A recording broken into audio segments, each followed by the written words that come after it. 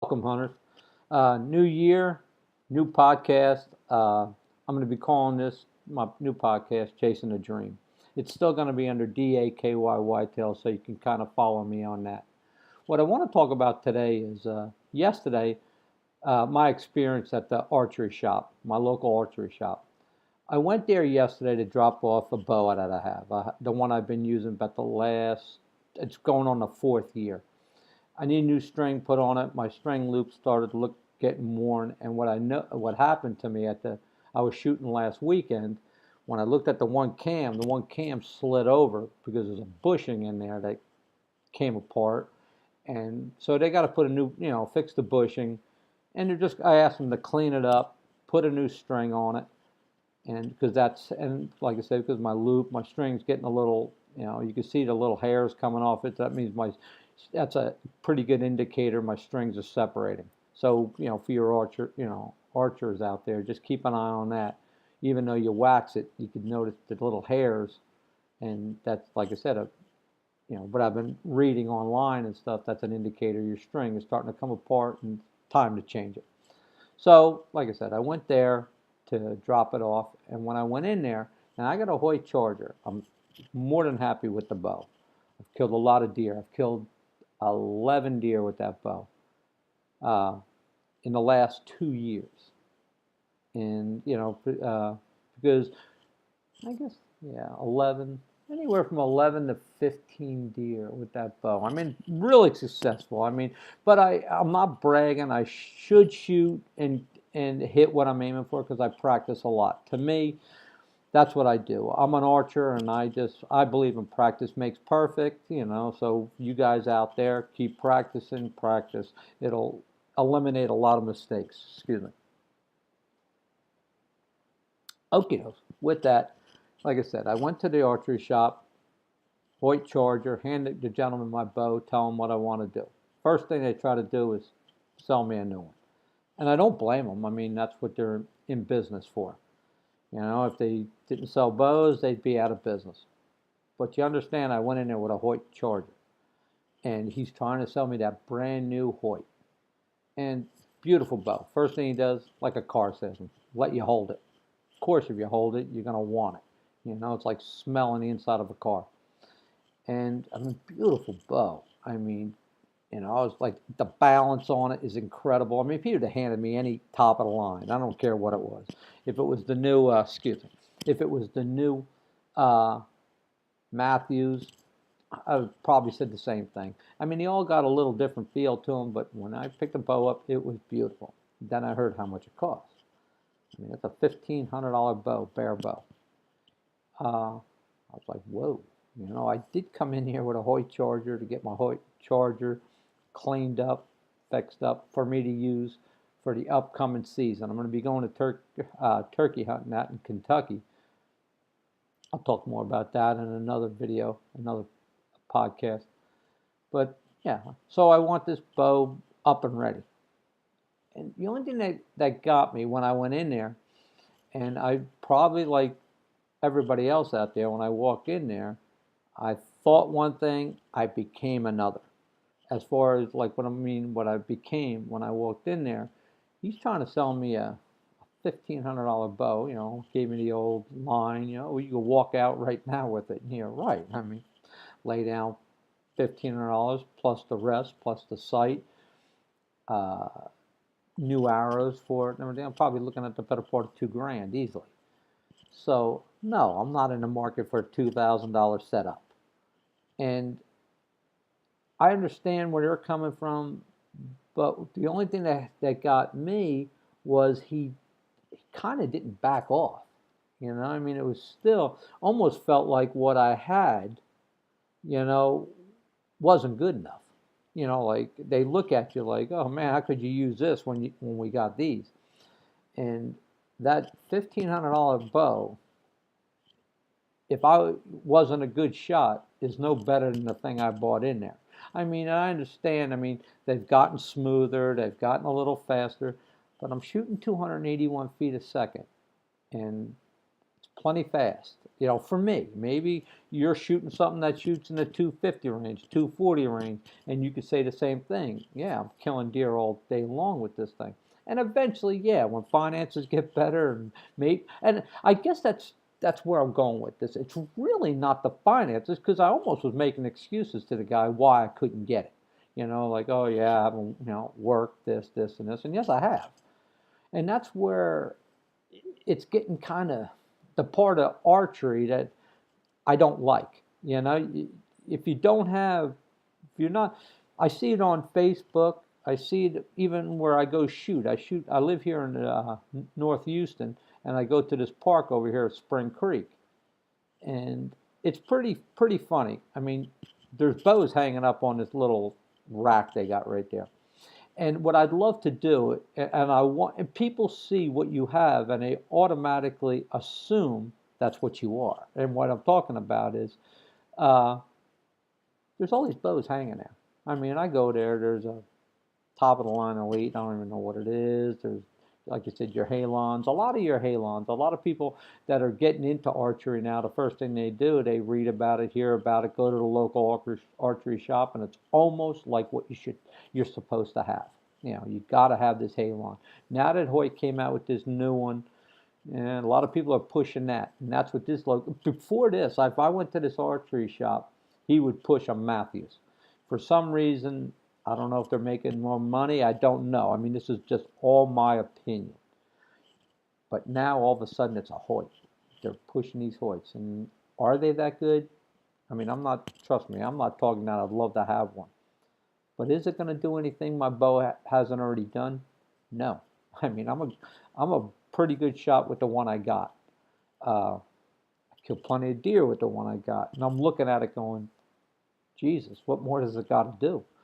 And that's where, like I said, now I went in there, and I'm almost trying to convince myself I have to have that. That's the thing I have to have for me to kill. And it's not.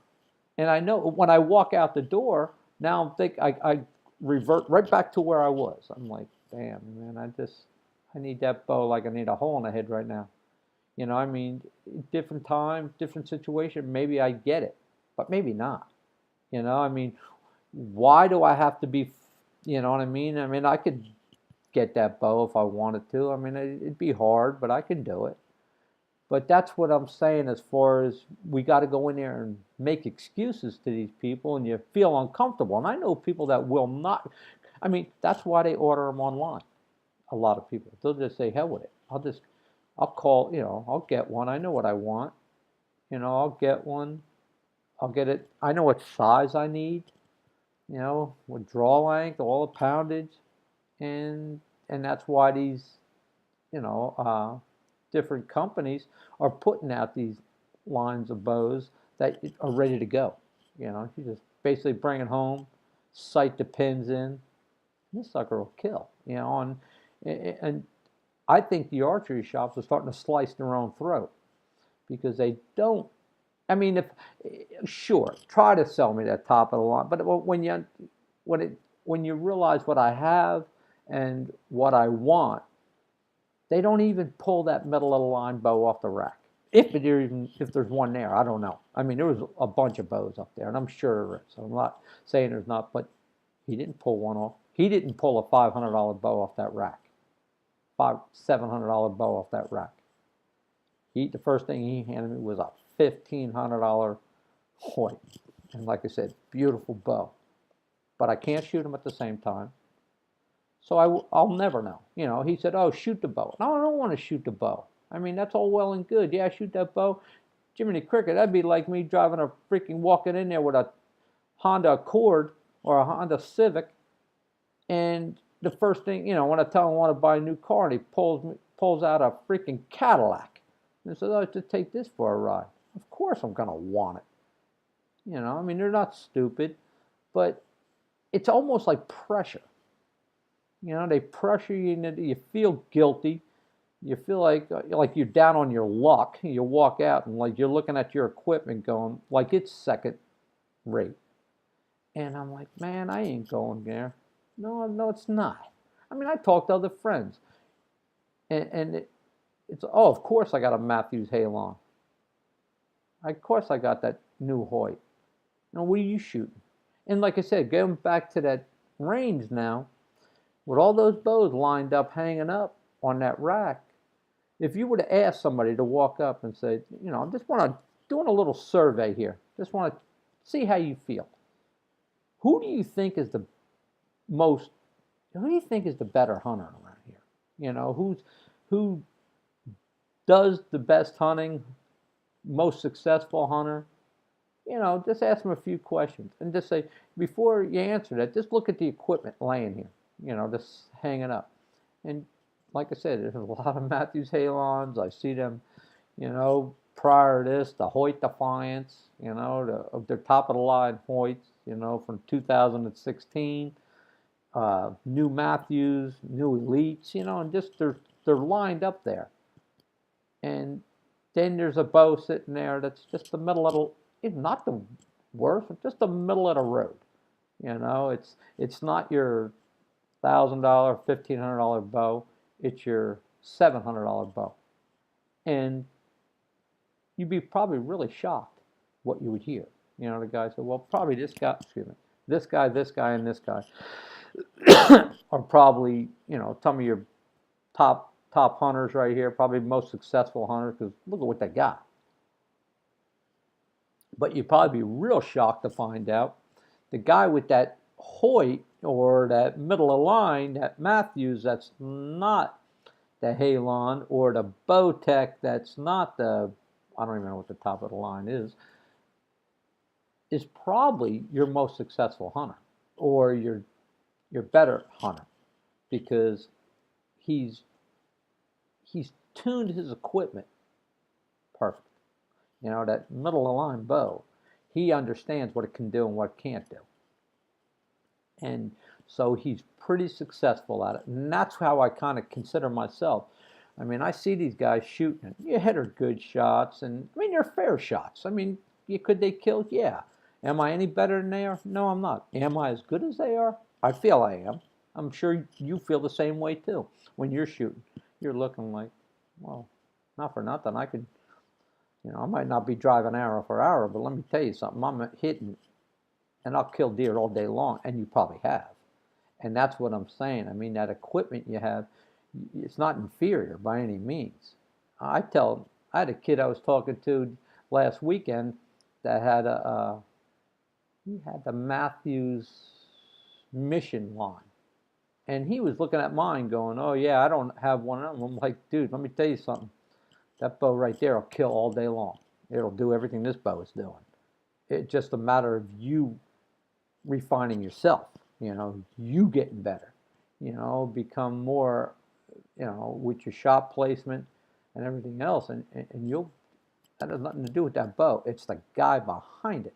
And that's almost, I guess, where I'm going with this. It's really not, has nothing to do with the equipment. I mean, go back years ago and look and see what they had. And you wonder how they killed. And that's what I almost felt like when I went to the archery the other day. I mean, I almost felt like the guy's looking at me like, this thing, you can't kill nothing with this. And I'm like, you wouldn't want to hunt with me, or you don't want me on your lease, one or the other. Because, yes, I do. And that's what, and I'll talk about this in other videos. I got friends I hunt with out in Kentucky, and none of us, except one guy, has got a new bow. And he's got some money, and I'm not putting him down because I think the world of the guy.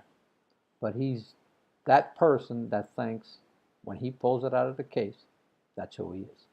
That's what defies him. He, that bow is what he thinks, because he pulls out a Matthews Halon.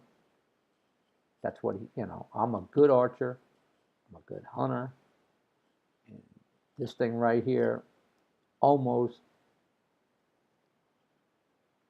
lets me what I'm all about. This book, and it's judging a book by its cover, and that's what he feels. He sees my bow, and probably when first he does. I see the guy every year he'll come out there where we hunt in Kentucky. He's from South Carolina, and I'm sure, and he says, oh, you're going to get a new bow? And I'm like, no, this is all right. And even my other friends, that's what's cool about them, because they do have older bows, older Matthews, 4 or 5 years old. And let me tell you, they love them, and they kill Christmas. They kill all the time, when I go out there. It has nothing to do with that bow that's in his hand. It's the guy behind it. And that's where I'm coming with this. So if you're looking to buy a bow, don't be intimidated by when you go to the archery shops. I mean, defend yourself. Don't make excuses. No, I don't. If you want a $1,500 bow, buy it. But if you don't ever let anybody make you feel like that's just the way you got to go. If I don't, like I said, that bow is not me. I'm good at what I do, and the bow in my hand is what I like. I've done well with it, and like I said, just kind of use that the next time you go to buy. If you're looking, like I said, just you don't have to defend yourself. You don't have to make excuses. Just be true to who you are. It's just my opinion. And if you like what you hear and you want to get involved, just shoot me a message. Post a comment, and I'll like to talk to you about it too. And then maybe we could both get on this, and we could be talking about it. And like I said, that's what I want to hear, other people and other people's opinion with this.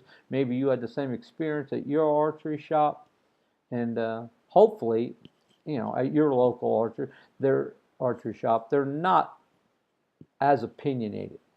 And like I said, just post your comment if you like what you hear. Hit the like button, and like I said, then we can, on the next one, maybe we could talk about it a little more and get more involved with it. But with that, good luck, hunters. Keep chasing a dream, and good luck in 2018.